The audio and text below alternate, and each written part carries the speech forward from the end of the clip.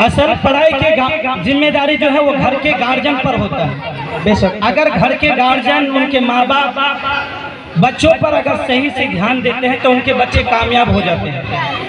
जो माँ बाप अपने बच्चों के ऊपर ध्यान नहीं देता, जो अपने बच्चों को फिलहाल छोड़ देता है कि हमारा बच्चा क्या करता है नहीं करता है, उसके ऊपर ध्यान नहीं देता, हमारा बच्चा कोचिंग गया, मदरसा गया या नहीं गया, स्कूल गया क्या नहीं गया, उसको उसकी हालत पे अगर छोड़ देता है तो वो बच्चे क्या होता, नाकामयाब हो जाता, वो बच्चा पढ़ नहीं पाता। जिसके बच्चे के माँ बाप अगर गार्जियन सही हो जाता है, उनके पढ़ाई के ऊपर ध्यान देता है कि हमारा बच्चा पिछले 1 साल से पढ़ता है, क्या पढ़ता है नहीं पढ़ा, उनका हिसाब लेना चाहिए। उसके मास्टर के पास आना चाहिए कि मास्टर साहब आपके पास हमारा बच्चा 1 साल से है, हमारा बच्चा क्या क्लास तक पहुंचा है, क्या क्या पढ़ाई किया है, उसको हमको तरह दिखा दिए। नहीं तो एक दूसरे को सुनवा करके मास्टर साहब से पूछ लिए कि हमारा बच्चा कहाँ से कहाँ तक गया।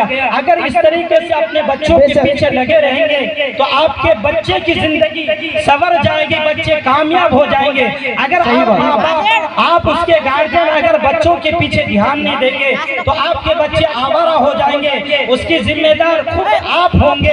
क्योंकि असल पढ़ाई की जिम्मेदारी और बच्चे को सही रास्ते वाला दिखाने वाला जिम्मेदारी वो घर के गार्जियन के होते हैं। उनके गार्जियन अगर सही होते हैं तो उनका बच्चा सही होता है, जिनके गार्जियन खराब होते हैं उनके बच्चे भी खराब लाइन से गुजर जाता है, तो उसकी दुश्वारी वो आपके ऊपर आ जाएगी। इसलिए आपसे मेरी गुजारिश है कि अपने बच्चों के ऊपर ध्यान दे कि हमारा बच्चा पढ़ने गया है या नहीं गया है, कितना देर हुआ जाने का, कोचिंग पहुंचा, मदरसा पहुंचा, स्कूल पहुंचा कि नहीं पहुंचा। मास्टर साहब से पूछ लेना चाहिए कि मास्टर साहब हमारा बच्चा गया कि नहीं गया, हमारा बच्चा पढ़ा कि नहीं पढ़ा। आज का सबक मैं देखता हूँ कि आज एक कॉपी में डेट होता है 1 तारीख का, फिर दूसरे दिन देखता हूँ कि 10 तारीख के बाद वो कॉपी नजर आता है। इसलिए सबका ये जरूरत है कि हमारा बच्चा हर दिन सबक सुनाता है कि नहीं सुनाता, हर दिन कॉपी दिखाता है कि नहीं दिखाता, हमारा बच्चा क्यों घर में पढ़ने नहीं बैठता है, क्यों लिखता नहीं है, उसकी जिम्मेदारी खुद आप है। आपके घर में आप अगर अपने बच्चों के ऊपर ध्यान देंगे तो आपके बच्चे कामयाब हो जाएंगे। अगर आप ध्यान नहीं देंगे तो आपके बच्चे पढ़ नहीं पाएंगे,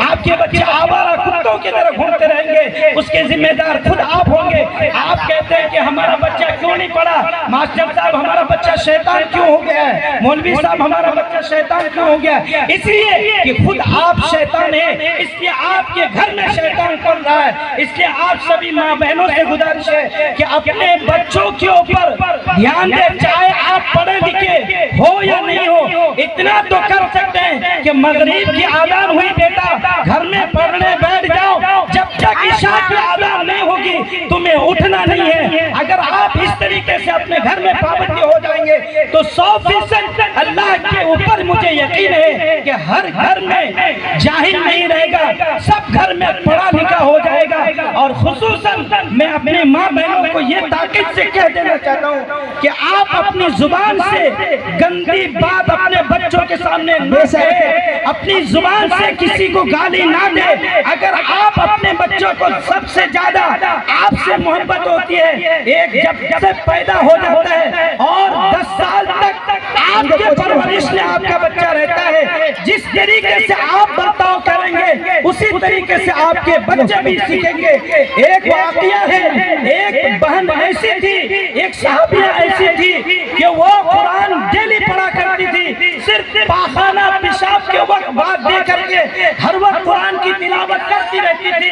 गोया कि उसके पेट में जो बच्चा जन्म लिया तो बच्चा उसकी माँ झाड़ू लगाती थी, कुरान पढ़ती थी, कोई भी काम करती थी कुरान पढ़ती थी, नमाज में कुरान पढ़ती थी, घर में बैठे रहती थी कुरान पढ़ती थी।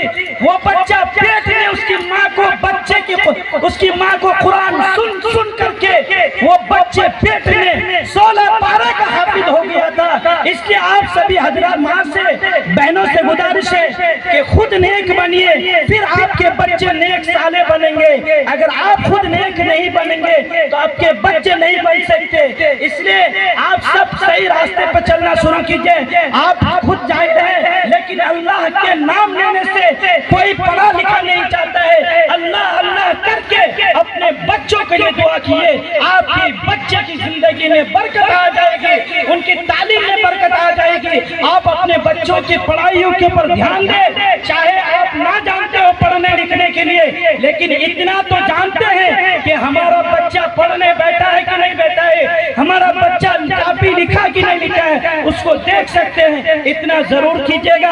अगर कर लेंगे तो जिस तरीके से मास्टर सरवर आज कामयाब है और दीगर मास्टर कामयाब है और दीगर हाफिज साहब कामयाब है और दीगर मौलाना कामयाब है, उसी तरीके से आपके बच्चे भी कामयाब हो जाएंगे। आज स्टेज में बैठकर हम बात करते हैं, अगर आप अपने बच्चों के ऊपर ध्यान देंगे तो आपके बच्चे कल स्टेज के ऊपर बात करेंगे, माइक में खड़ा होकर के आपकी तारीफ बयान करेंगे, मैं फलाना का बेटा हूँ, मैं फलाना की बेटी हूँ। अगर आप ध्यान देंगे तो आपकी बच्चे की जिंदगी संवर जाएगी। इतना मुझे कहना था कि आपके गार्जियन है, आप ध्यान दीजिए अपने बच्चों के ऊपर कि हमारा बच्चा पढ़ने गया या नहीं गया, लिखा नहीं लिखा, सबक सुनाया नहीं सुनाया। इतना अगर ध्यान देंगे तो डर होगा बच्चे को, इसलिए डर होगा कि नहीं, अगर आज हम कापी नहीं लिखेंगे तो हमारी माँ, हमारी बाप, हमारा बाप मास्टर साहब से, हाफिज साहब कह देंगे कि नहीं कि हमारा बेटा कापी लिखा नहीं। इतना जरूर कीजिएगा। आज़ान हो रही है, मेरा वक्त नहीं है, नहीं तो बहुत सारी बातें हैं मैं आपको बताता हूँ। आज़ान हो रही है, इस लोग भी, आप लोग भी नेक बनने की कोशिश कीजिए, अपने बच्चों के ऊपर पढ़ाई के ऊपर ध्यान दीजिए। और दूसरा इल्म ये है कि कोई भी आदमी मेहनत करता है, उसकी मेहनत को जाये करने नहीं दिएगा। वक्त पर मेरी आप सबसे गुजारिश है, अपने बच्चों का फीस वक्त पर जमा कर दीजिएगा तो उस्ताद का मन लगेगा कि नहीं, इस बच्चे का फीस बराबर टाइम पे आता है, इस बच्चे को हमें ज्यादा मेहनत से पढ़ाना है। इतना जरूर कीजिएगा। कोई भी आदमी मेहनत करता, उसकी मेहनत की अहमियत आप जान लेंगे तो अल्लाह आपकी मेहनत की अहमियत को जान लेगा, आपके जहनों को, आपके बच्चों की जहनों को खुशहाली कर देगा, आपके बच्चे कामयाब हो जाएंगे। इन्हीं बातों पर मैं अपनी बात को खत्म करता हूँ। अस्सलाम। बहुत बहुत शुक्रिया।